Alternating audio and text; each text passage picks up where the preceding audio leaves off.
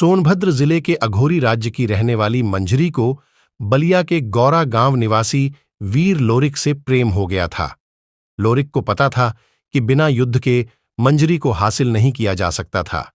राजा मोलागत के तमाम उपाय के बाद भी वीर लोरिक अपनी बारात और सेना को लेकर सोन नदी को पार कर अघोरी किले तक जा पहुंचा, जहां पर भीषण युद्ध हुआ। युद्ध के दौरान वीर लोरिक अकेला ही हजारों के बराबर था। वीर लोरिक ने अघोर के राजा मोलागत को हराकर मंजरी से प्रेम विवाह किया था। वाराणसी शक्तिनगर मार्ग के मारकुंडी घाटी में जब भी किसी की नजर बड्ढे विशालकाय कटे खड़ी चट्टान पर पड़ती है तो लोगों को वीर लोरिक और मंजरी की प्रेम कहानी ताजा हो जाती है। यह स्थान वीर लोरिक पत्थर के नाम से प्रसिद्ध है।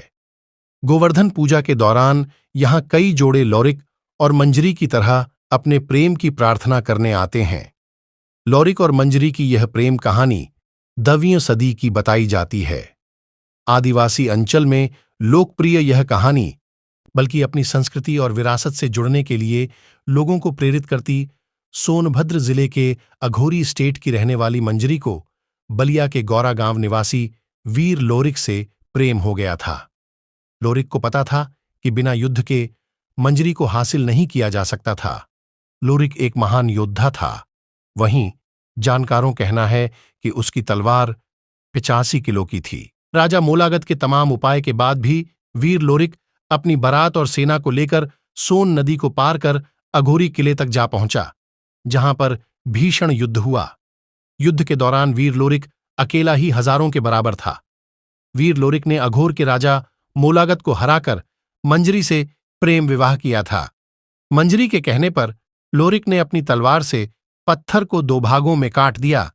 मंजरी की विदाई के बाद उसकी डोली वाराणसी शक्तिनगर मार्ग स्थित मारकुंडी घाटी पहुंची, जहां पर नवविवाहिता मंजरी लोरिक के अपार बल को एक बार और देखने के लिए चुनौती दी और कहा कि कुछ ऐसा करो जिससे यहां के लोग हमारी प्यार को याद रखें।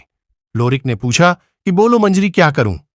वहीं मंजरी ने लोरिक को एक विशाल चट्टान दिखाते हुए कहा कि वो अपने तलवार से इस चट्टान को एक ही वार में 2 भागों में बांट दे।